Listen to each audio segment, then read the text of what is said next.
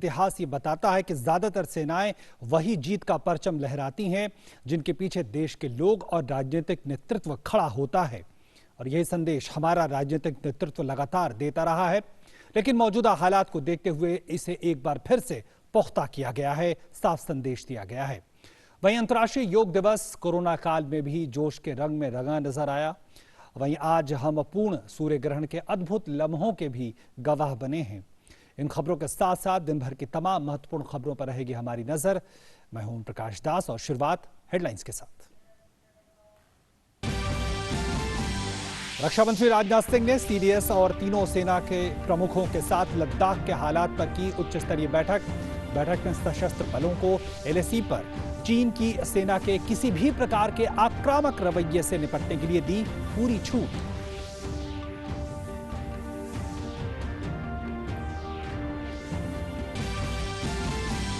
जम्मू कश्मीर के श्रीनगर जिले में सुरक्षा बलों और आतंकियों के बीच मुठभेड़, 3 आतंकी ढेर। पिछले 4 महीनों में सुरक्षा बलों ने लश्कर-ए-तैयबा, जैश-ए-मोहम्मद सहित 4 खूंखार आतंकी संगठनों के 4 प्रमुख कमांडरों को भी मार गिराया।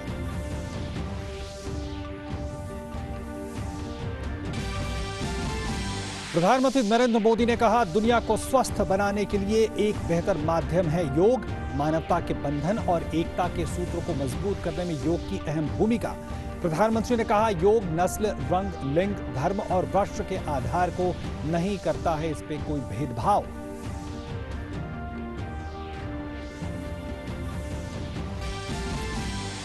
प्रधानमंत्री ने कहा, योग की ताकत से कोरोना वायरस को हराने में मिल रही है मदद।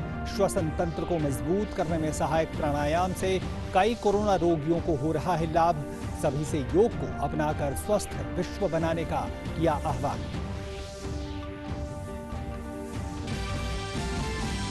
दुनिया भर में रविवार को मनाया गया अंतर्राष्ट्रीय योग दिवस। देश में yoga at home and yoga with family की थीम के साथ विभिन्न इलेक्ट्रॉनिक और डिजिटल प्लेटफॉर्मों के माध्यम से व्यापक स्तर पर मना योग दिवस।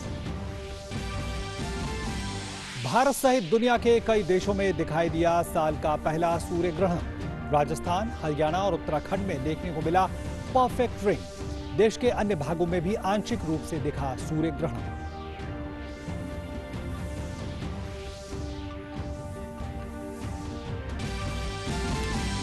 दिल्ली में कोरोना स्थिति की समीक्षा के लिए गृह मंत्री अमित शाह ने की उपराज्यपाल, मुख्यमंत्री और वरिष्ठ अधिकारियों के साथ अहम बैठक में कोरोना से निपटने के लिए अब तक किए गए इंतजामों और कोविड-19 प्रबंधन पर हुई चर्चा।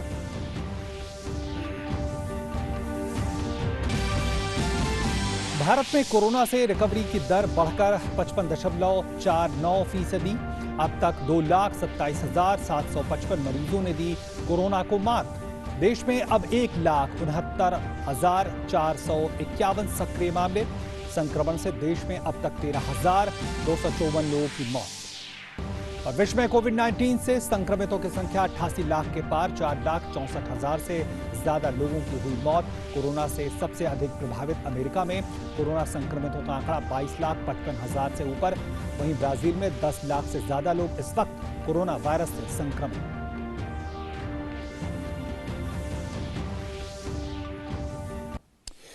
भारत और चीन के बीच चल रहे सीमा विवाद के बीच रक्षा मंत्री राजनाथ सिंह ने chief of defence staff general Bipin Rawat और तीनों सेनाओं के प्रमुखों के साथ लद्दाख में हालात पर उच्च स्तरीय बैठक की।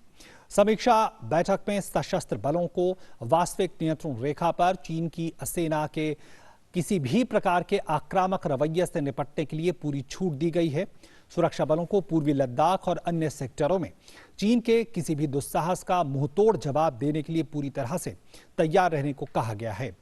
बैठक में रक्षा मंत्री ने कहा कि चीन के साथ लगती सीमा की रक्षा के लिए भारत अब से अलग सामरिक तरीके अपनाएगा। उन्होंने शीर्ष सैन्य अधिकारियों को जमीनी, सीमा, हवाई क्षेत्र और रणनीतिक समुद्री मार्गों में चीन की गतिविधियों पर कड़ी नजर रखने के निर्देश भी दिए। गौरतलब है कि गलवान घाटी में भारत चीन के सैनिकों के बीच झड़प में 20 सैनिक शहीद हुए थे हमारे, और खबरों के मुताबिक इस झड़प में चीन के भी कई जवान मारे गए हैं।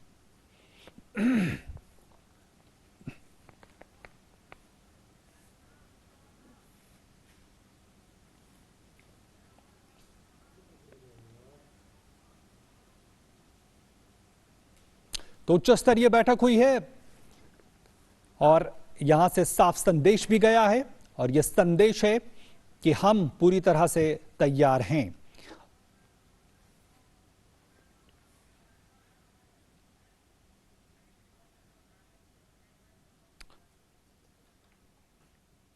तो साफ संदेश है कि तैयार हैं हम, चाहे किसी भी मोर्चे पे हो, सेना का कोई भी हिस्सा हो। और आज जो बैठक हुई और जो संदेश निकला है, जरा उस पर नजर डाल लेते हैं। वो कौन कौन से महत्वपूर्ण बिंदु हैं और क्या संदेश दिया गया है, जरा इस पर नजर डाल लेते हैं कुछ ग्राफिक्स के जरिए।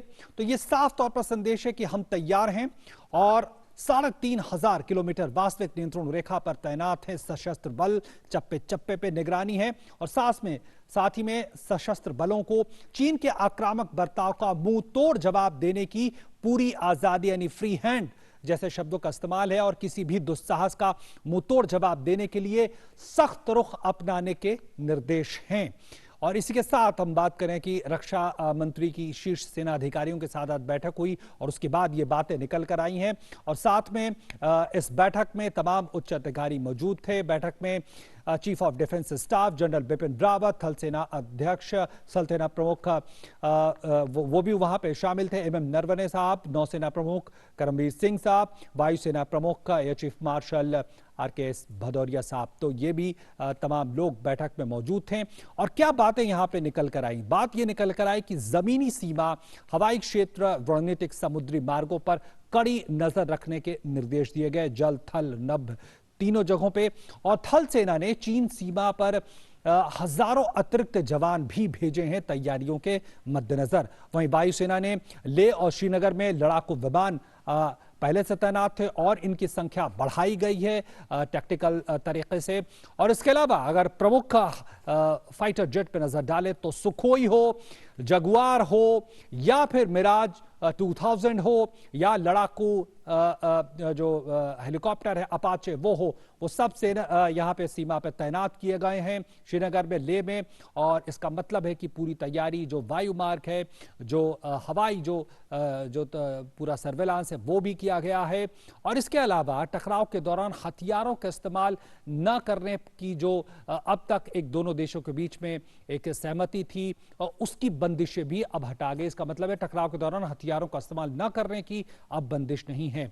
भारत चीन समझौता जो 1996 और 2005 के मद्देनजर सीमा पर हथियारों के इस्तेमाल को रोकने पर एक सहमति बनी थी। और लेकिन साथ में 1996 में जो समझौता हुआ उसकी धारा 6 भी ये कहती है कि आक्रमण की स्थिति में हथियार का इस्तेमाल करने की छूट होगी और ऐसी ही परिस्थिति हमने देखी है। और इसके अलावा मौके पर मौजूद कमांडर हथियारों के इस्तेमाल पर फैसले ले सकते हैं, जमीनी सच्चाइयों के मद्देनजर वो फैसले ले सकते हैं। इसके अलावा 15 जून को पूर्वी लद्दाख की गलवान घाटी में चीन के साथ हुई थी हिंसक झड़प, जिसकी बातें हम जानते हैं, जहां भारत ने अपने 20 सैनिकों की शहादत दी थी, कई घायल भी हुए थे। लेकिन ये भी खबर आई बाद में कि चीन के 40 से ज्यादा सैनिकों के मारे जाने की खबर है। तो ये कुछ महत्वपूर्ण चीजें जो निकल कर सामने आई हैं। और क्या ज़मीनी हालात हैं इसका भी हम जायज़ा लेंगे। और फिलहाल हम यहाँ पे ले रहे हैं एक छोटा सा ब्रेक। ब्रेक के बाद जब लौटेंगे तो तमाम मुद्दों पे चर्चा करेंगे।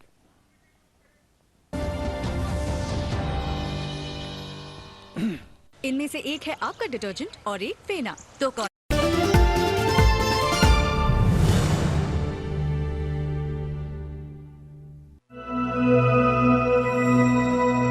और अपने लिए, देश के लिए और सृष्टि के लिए एक स्वर्णिम युग बनाने के लिए हमें यौगिक जीवन जीने की ज़रूरत है।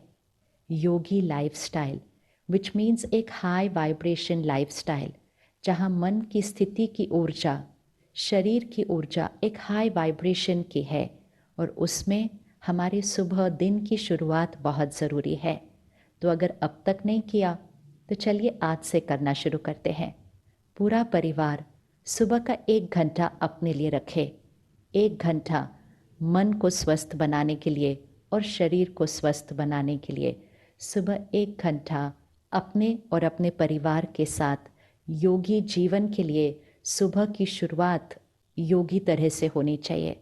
तो सुबह कुछ क्षणों के लिए परमात्मा को पहले याद करें, ध्यान करें, मेडिटेशन करें, फिर आध्यात्मिक अध्ययन। ये आत्मा को बहुत शक्तिशाली बनाता है।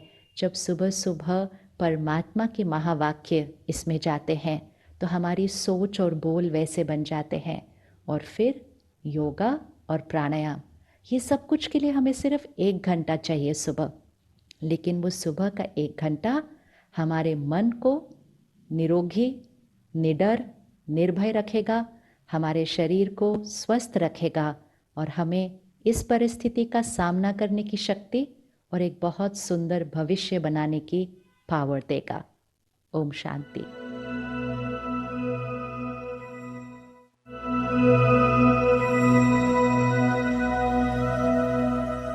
कि योग के जो अगले सूत्र हैं, सह अस्तित्व का सूत्र है, अपरिग्रह का सूत्र है, शौच का सूत्र है, इनको भी लागू करना है जिससे कि हम रोगों से लड़ सकें। और एक कोरोना महामारी ने दुनिया को घेर लिया, उसके निदान के रूप में देखिए अभी तक कोई मॉडर्न मेडिसिन में ऐसा उपाय नहीं खोजा जा सका, कोई वैक्सीन डेवलप नहीं हुई। तो मैंने तो इस रूप में सोचा कि शायद हमारे लिए एक संकेत है कि जब हम कहते हैं कि दुनिया की हर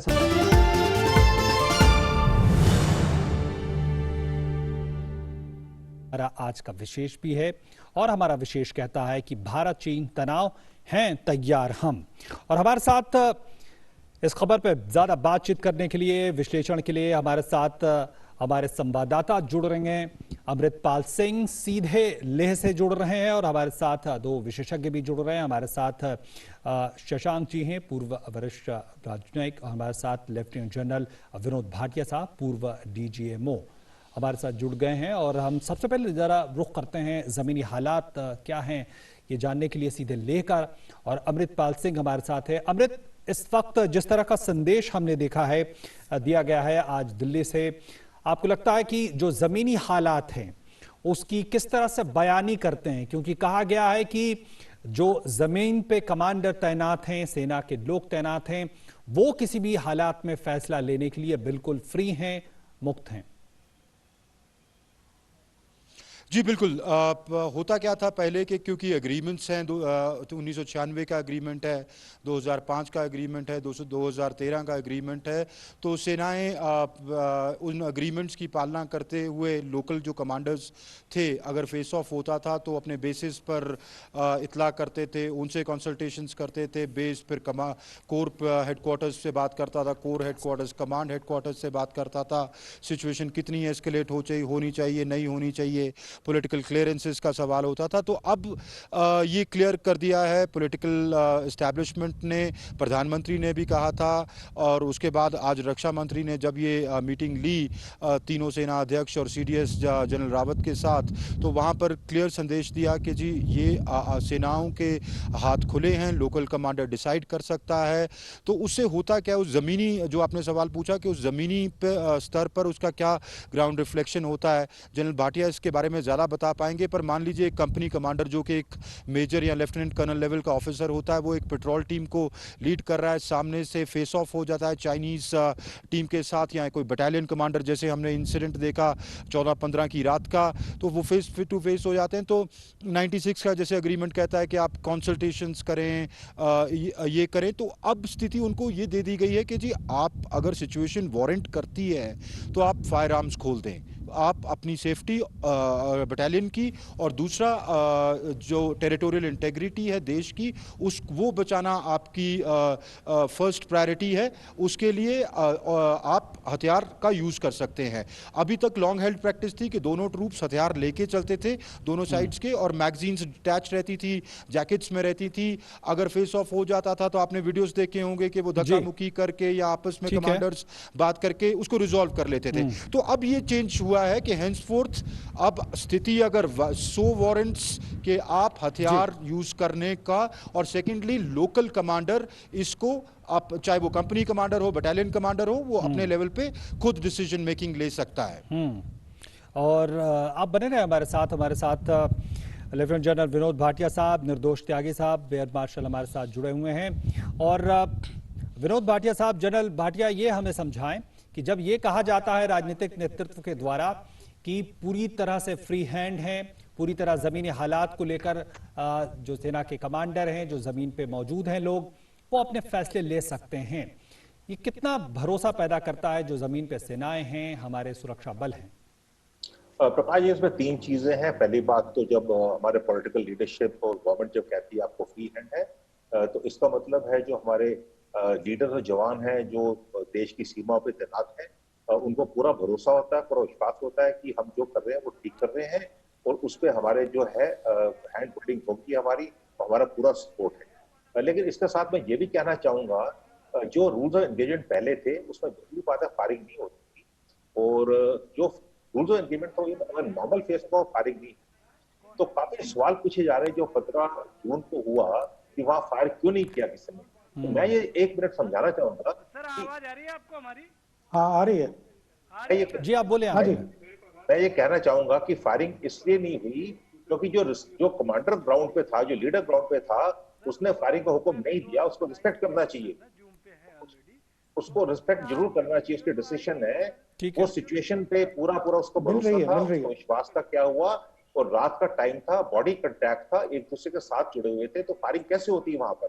तो हमें तो ग्राउंड पे जो हमारे लीडर्स हैं, जवान हैं, जो ट्रुप्स हैं, जो वो करते हैं, हमको साथ देना चाहिए, उनको रिस्पेक्ट करना चाहिए, और हमें उनके सवाल नहीं उठाने चाहिए दिल्ली में बैठे हुए या कहीं बैठे हुए कि उन्होंने ऐसा क्यों किया। उन्होंने अपना तरफ से इंश्योर किया कि हमारी एक इंच जमीन की जो है, जमीन टेरिटरी इंटीग्रिटी है, वो कायम रहेगी, और हम वहां से जो पीएलए इंप्रेशन है उसको अपने पूरी तरह पीछे भेजा है। तो ये बहुत जरूरी है, और क्योंकि 15 जून को ये हादसा हुआ, उसके बाद जरूरी था कि जो रूल्स ऑफ एंगेजमेंट है उसको रिव्यू किया जाए, और वही आज हुआ है। रूल्स ऑफ एंगेजमेंट जो है वो पूरे रिव्यू हुए हैं। आपकी आवाज आ रही है? बिल्कुल आ रही है। और हमारे साथ निर्दोष जी भी जुड़े हुए हैं, निर्दोष त्यागी साहब, रक्षा मामलों के जानकार। हमें ये समझाएं कि जिस तरह से ये बात कही जा रही है कि चाहे वायुसेना की बात हो, जो अलग अलग तरह के जो फाइटर जेट्स हैं, हैवी लिफ्ट हेलीकॉप्टर्स हैं, अटैक हेलीकॉप्टर्स हैं, वो सब वहां तैनात हैं और लगातार सॉर्टी कर रहे हैं। कैसे इसको हम समझें कि जो जिस तरह के हालात हैं उसके नजरिए से इस तरह की तैयारियों को कैसे समझा जाए?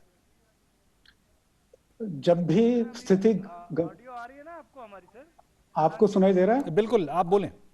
हाँ जी, ये जब भी कोई इस तरह की जब तनाव बढ़ता है तो उस समय वायुसेना, बल्कि सारी सेनाएं, क्यों वायुसेना क्यों सारी सेनाएं तैनात हो जाती हैं। वायुसेना जो है उस डिप्लॉयमेंट जो है वो सबसे शुरू में हो जाता है, क्योंकि जो उनकी ऑप लोकेशन है उसकी तैयारी हमेशा रहती है। जी हाँ, तो उसकी तैयारी हमेशा रहती है। और ये स्टूडियो, आपके स्टूडियो से डिस्टरबेंस आ रहा है तो इसलिए उसके लिए क्षमा कीजिएगा, पर आप लगातार बोलते रहें। हाँ, वो बीच में मेरे से पूछ रहे हैं कि मुझे सुनाई दे रहा है या नहीं दे रहा है, उनको आप चुप करा दें। जी जी। तो हाँ, तो ये जो इस तरह की जो तैनाती होती है ये काफी स्वाभाविक है, और इसमें ज्यादा एयरफोर्स टाइम नहीं लेती है। और इसका महत्व ये है कि जो लोग जहाँ पे जिनको ऑपरेशंस पे रहना है, वो जाके वहाँ पे अपनी पूरी तैयारी, पूरी उस जगह पे जाके किसी भी क्षण अगर कुछ होता है तो उसका सामना करने के लिए तैयार रहते हैं। देखिए, इसमें शुरुआत हुई है और जो महत्वपूर्ण रोल रहेगा वो तो आर्मी का है, पर एयरफोर्स का काम आता है शुरू में लॉजिस्टिक सपोर्ट और जो भी है ऑपरेशन सपोर्ट प्रोवाइड करना, जिस तरह की क्या कहते हैं जो भारी सामान है उसको जहाँ पे है वहां ले जाना। उसके बाद में जो कॉम्बैट एसेट्स हैं वो क्या कहते हैं काम में आते हैं अगर उससे बात ज्यादा बढ़ जाती है। तो ये सब जो है तैनात हैं, और जब जैसी जरूरत पड़ेगी वहां पे उनका उपयोग किया जाए।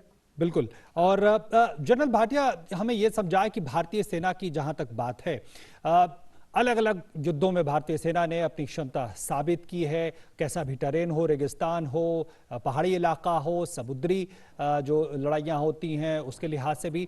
तो एक इस तरह की अनुभवी सेना है, दुनिया में बहुत कम ऐसी सेनाएं हैं। उस लिहाज से आपको लगता है कि एक तरह से अपर हैंड है भारतीय सेना का, या कैसे इसको समझा जाए इस वक्त? देखिए, जहां तक हाई एल्टीट्यूड वॉरफेयर का सवाल है, जहां पर अभी हमारे ट्रूप्स डिप्लॉयड हैं, खासतौर से ईस्टर्न लद्दाख में, जिसको वेस्टर्न सेक्टर बोलते हैं, सब सेक्टर नॉर्थ गलवान में या पेंगोंग त्सो में, भारतीय सेना का कोई मुकाबला नहीं है। हम वहां पर सियाचिन में लड़ते हैं, हम कारगिल की लड़ाई में प्रूव कर चुके हैं। कारगिल एक ऐसा लड़ाई थी जहां पर किसी ने सोचा था कि 5000 मीटर से ऊपर आके कोई बैठ जाए और हम उसको दोबारा कैप्चर कर सकेंगे, हमने किया। हमारे पास जो क्षमता है वहां पर डिप्लॉय करने की, और हमारी जो स्टेइंग पावर है, वहां रहने की क्षमता है, वो बहुत ज्यादा है। एक्सपीरियंस हमारे पास एल्टीट्यूड वॉरफेयर का सबसे ज्यादा है दुनिया में आज तक। हमें कम्बैट रिच फोर्स है, बैटल हार्डन फोर्स है, और ये जो है ये पूरी दुनिया जानती है कि इंडियन आर्मी और इंडियन आर्म फोर्सेस जो है, इनसे जो कम्बैट रिच फोर्स कोई नहीं हो सकती है, और जो हमारा तालमेल है बीच में वो ही बहुत अच्छा है। तो हमें ये समझ के चलना चाहिए कि ग्राउंड पर जो है हम बिल्कुल सक्षम हैं, हमारे पास क्षमता है टेरिटोरियल इंटीग्रिटी को पूरा तरह से उसको कायम रखने की, और इसमें किसी को कोई शक नहीं होना चाहिए। और हम आपके चैनल के थ्रू देशवासियों को बताना चाहूंगा कि आप अपने आर्म फोर्सेस पे, अपने सैनिक जो बॉर्डर पर है उनको विश्वास रखिए, वो अपना टास्क ठीक करेंगे और पूरा करेंगे, और आपको पूरी तरह से हर इंच जो है हमारी इंटीग्रिटी उसको शामिल करेंगे। बिल्कुल।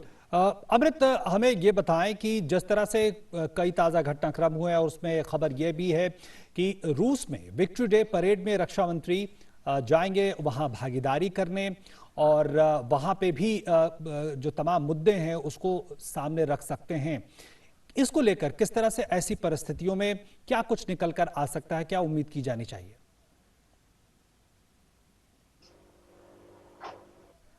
कि जो 3 दिवसीय दौरा है वो विक्ट्री परेड के में पार्टिसिपेट करने जा रहे हैं। जो रशियंस ने जर्मन्स पे सेकेंड वर्ल्ड वॉर में विक्ट्री की थी, तो उसकी 75th एनिवर्सरी है। पर रक्षा मंत्री अगर रूस में 3 दिवसीय दौरे पे हों, और वो ऑब्वियस है कि वो तमाम रक्षा रिलेटेड बातें करेंगे, और क्योंकि ये घटना इस वीक में आ रही है और डिप्लोमेटिक चैनल्स पर बात भी हुई है, हालांकि मंत्री लेवल पर नहीं हुई है, पर रशियंस लूप में हैं, और रशियंस चाइनीज़ के साथ भी उनके अच्छे ताल्लुकात हैं। इंडिया के साथ, इंडिया का एक लॉन्ग स्टैंडिंग दोस्त है, तो एक विंडो ऑफ अपॉर्चुनिटी है रक्षा मंत्री के साथ कि अपने जो होस्ट कंट्री के लीडरशिप है उनके साथ इस मुद्दे को उठाएं और भारतीय रुख रखें कि क्या स्थिति है, भारत कैसे उसको डिफ्यूज़ करना चाहता है। क्योंकि भारत ने ये साफ किया है हर एक लेवल पे, और टॉप पॉलिटिकल लेवल पे भी प्रधानमंत्री ने कह ही दिया है कि देखें, बातचीत के लिए हम तैयार हैं। चाइना से लगातार हमारे मिलिट्री कमांडर्स बात कर रहे हैं, इनफैक्ट डिप्लोमेसी भी बात कर रही है। External affairs minister doctor S Jaishankar ने 17 तारीख को वांग यी साहब के साथ बात की थी, चीन के विदेश मंत्री के साथ। तो बातचीत के लिए ओपन है, पर स्थिति ये है। और तो डिप्लोमेटिक ऑफेंसिव जो एक होता है वो उस हिसाब से रक्षा मंत्री के पास एक विंडो ऑफ अपॉर्चुनिटी है, क्योंकि रशिया एक बड़ा प्लेयर है पूरे रीजन में भी, और दुनिया में भी परमानेंट मेंबर है यूएन सिक्योरिटी काउंसिल का, तो एक इन्फ्लुएंस विल्ड करता है। और इसी के साथ खबर यह भी है कि आरआईसी की बैठक होनी है 23 को, और उसमें भी वर्चुअल तरीके से बैठक होगी, उसमें भी भागीदारी करेंगे हमारे विदेश मंत्री, और उसमें उनके चीनी समकक्ष भी हो सकते हैं। तो ऐसे में आपको लगता है कि वहां यह मुद्दा उठ सकता है? क्या विदेश मंत्रालय क्या संकेत दे रहा है? चीनी विदेश मंत्री होंगे उसमें। हालांकि ये जो वार्ता हो रही है, मीटिंग हो रही है, वर्चुअल मीटिंग है, मार्च में पहले होनी थी, फिर कोविड की वजह से पोस्टपोन हुई। तो जैसे मैंने कहा कि अब विदेश मंत्रालय ने तो खैर कोई ऑफिशियल इस पर प्रतिक्रिया नहीं दी है। एक्सप्रेसिव पर्पस कोविड पैंडेमिक को डिस्कस करने का है, पर गिवन द फैक्ट कि ये इस क्राइसिस के वेक में आ रहा है, और रशिया, इंडिया, चाइना तीनों बड़े इंपॉर्टेंट प्लेयर्स हैं रीजन के, और आरआईसी के जब विदेश मंत्री बात करते हैं तो वो रीजनल ग्लोबल रीजनल स्टेबिलिटी की बात करते हैं, और ये इंसिडेंट रीजनल स्टेबिलिटी को एक बहुत बड़ा थ्रेट है। तो इस मुद्दे का उठाया जाना कोई आश्चर्यजनक बात नहीं है, और दोनों साइडों से उठाया जा सकता है, क्योंकि चीन की अपनी परसेप्शन है, भारत की अपनी परसेप्शन है इस मुद्दे को लेकर, और दोनों की अपने अपने बयान हैं जो इंसिडेंट हुआ उसको लेकर। तो पर भारतीय विदेश मंत्री के पास एक क्लियर विंडो ऑफ अपॉर्चुनिटी है कि इस इशू को रीजनल स्टेबिलिटी के इंटरेस्ट में कैसे डिफ्यूज किया जाए, और ये स्टेटेड पोजीशन है भारत की कि हम चाहेंगे कि वार्ता के थ्रू ये मुद्दा रिजॉल्व हो, पर अगर ट्रांसग्रेशन होती है, मिसएडवेंचरिज्म होता है, तो भारतीय फौजें को के हाथ खोल दिए गए हैं कि आप इसका, जैसे आपने कहा, कि मुंह तोड़ जवाब दें। बिल्कुल। अमृता, आपको बहुत बहुत धन्यवाद करना चाहेंगे। आप वहाँ लेह में, और तापमान भी लगातार गिर रहा होगा। बहुत बहुत धन्यवाद। और जनरल भाटिया, हमें ये समझाएं कि रक्षा मंत्री ने जो आज बैठक की है वहां से ये बात निकल कर आई है कि अब चीन से लगती जो सीमा है वहां पे डिफेंस के लिए, रक्षा के लिए भारत अब अलग तरीके से सामरिक तरीके अपनाएगा। इसको कहा जा रहा है कि अब टर्म ऑफ एंगेजमेंट में बदलाव हो रहा है। कैसे समझाएंगे इसको? देखिए, अभी तक जो हमारी सीमा है 3488 किलोमीटर की सीमा है चाइना के, India China line of actual control पर, और वहां पर 20 अक्टूबर 1975 से लेके 15 जून तक कभी ऐसा कोई हादसा नहीं हुआ था।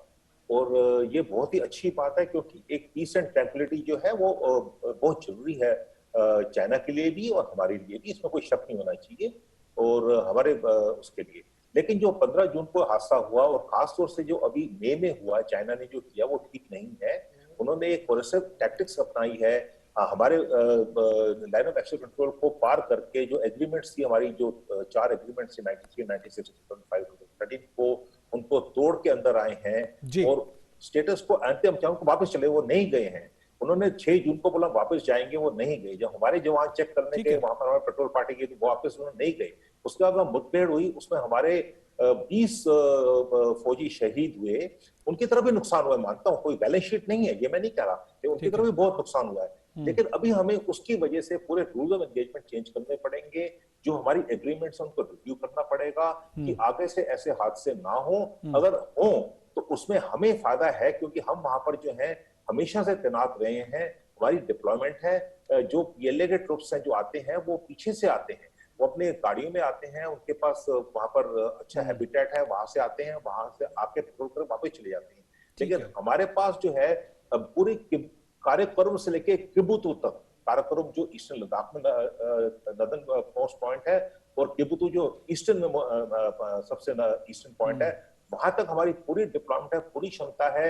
और अभी जो रूल्स ऑफ एंगेजमेंट चेंज जाएंगे, इससे हमारी फौजों को काफी अच्छी तरह से उनका मनोबल बढ़ेगा, और उनको काम जो है और अच्छी तरह से कर पाएंगे। पहले भी कर रहे थे, ये बात नहीं कह रहा कि आज तक जो भी होते हैं, ये नहीं कि फेस ऑफ नहीं होंगे, फेस ऑफ होंगे, लेकिन फेस ऑफ में पहले से ज्यादा अभी जो है उनको पता, चाइना को पता लगना चाहिए कि चाइना जो है इट रिस्पेक्ट स्ट्रेंथ।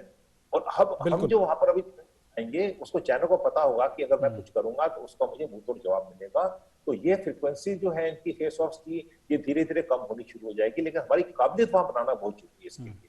जहां बैठ के नहीं होगा, वहां काबिलियत बनेगी, और काबिलियत है हमारे पास, क्षमता है हमारे पास। बिल्कुल, इसमें कोई शक नहीं, भारतीय सेना के पास क्षमता है। बहुत बहुत धन्यवाद आपका करना चाहेंगे लेफ्टिनेंट जनरल विनोद भाटिया साहब हमारे साथ जुड़ने के लिए, और हमारे साथ निर्दोष त्यागी साहब जुड़े हुए हैं। त्यागी साहब, हमें ये बताएं कि जिस तरह से हम खबरें हमें मिल रही थी लगातार की भारी डिप्लॉयमेंट वहां पे चाइनीज ट्रुप्स की रही, जो इलाका जहां पे लगातार संघर्ष की स्थिति हमने देखी है और जिसको लेकर बातचीत हो रही थी, क्या कह सकते हैं कि जो जिस तरह का माहौल बना है, जिस तरह का पोस्चरिंग भारत की रही है, जिस तरह की तैयारी भारत लगातार दिखा रहा है, क्या वहां पे विड्रॉल, क्या वहां पे डिसएंगेजमेंट, इस तरह की कुछ संकेत क्या मिल रहे हैं? कितना दबाव बन रहा होगा इसके मद्देनजर? देखिए, दबाव अवश्य बन रहा होगा, इसमें कोई शक नहीं है, पर इन चीजों को कई बार इसमें समय लग जाता है, और वो समय इस वजह से लग जाता है कि कोई भी साइड ये नहीं चाहेगा कि हम कमजोर दिखें। तो उस वजह से हो सकता है कि स्टेलमेट कुछ दिन चलती रहे, पर ये ना चीन ना भारत के किसी के भी किसी का इसमें फायदा नहीं है कि अगर वहां पे इस बात को बढ़ाया जाए। भारत और चीन दोनों इस बात को जानते हैं। ये